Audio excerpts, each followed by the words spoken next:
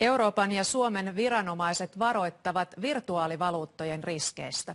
Virtuaalisia valuuttoja on syntynyt satoja viime vuosina, niistä tunnetuin on Bitcoin.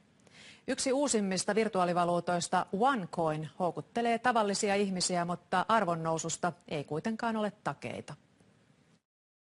Virtuaalivaluutta Bitcoinin vanavedessä on tullut arviolta satoja uusia yrittäjiä. Yhden uuden virtuaalivaluutan OneCoinin taival alkoi tammikuussa. 3 viikon ikäinen OneCoin herättää nyt virtuaalirahoista eniten keskustelua ja epäilyjä. OneCoinin perustaja ja omistaja, bulgarialainen Ruža Ignatova, kävi Helsingissä markkinoimassa valuuttaansa.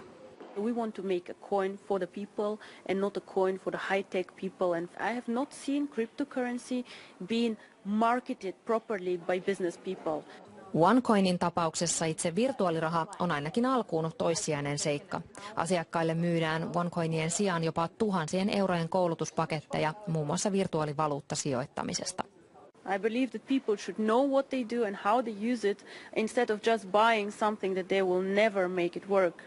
Kyse on verkostomarkkinoinnista, jossa kouluttautumisesta ja uusien jäsenten rekrytoinnista saa epäsuorasti uutta virtuaalivaluuttaa. OneCoinia epäillään tällä hetkellä pyramidihuijaukseksi. OneCoinin perustaja itse puolustaa tuotetta. Whatever people do not understand, of course they tend to criticize.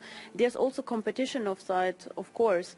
I cannot guarantee, but I'm extremely optimistic. Euroopan pankkiviranomainen ja Suomen Pankki varoittavat virtuaalivaluutoista. Virtuaalivaluuttoihin tänä päivänä sisältyy todella suuria riskejä sen arvon heilahtelun ja sen yleisen takaisin lunastettavuuden, hyväksyttävyyden ja sitten rikosalttiuden muodossa. Kehottaisin kyllä jokaista hyvin tarkkaan perehtymään siihen, mitä heille tarjotaan ja pohtimaan omalta osaltaan, että mistä tuotteesta mahtaa olla kysymys. Yhtiön mukaan OneCoinilla on yli 70 000 jäsentä ja suomalaisia näistä on yli 2500.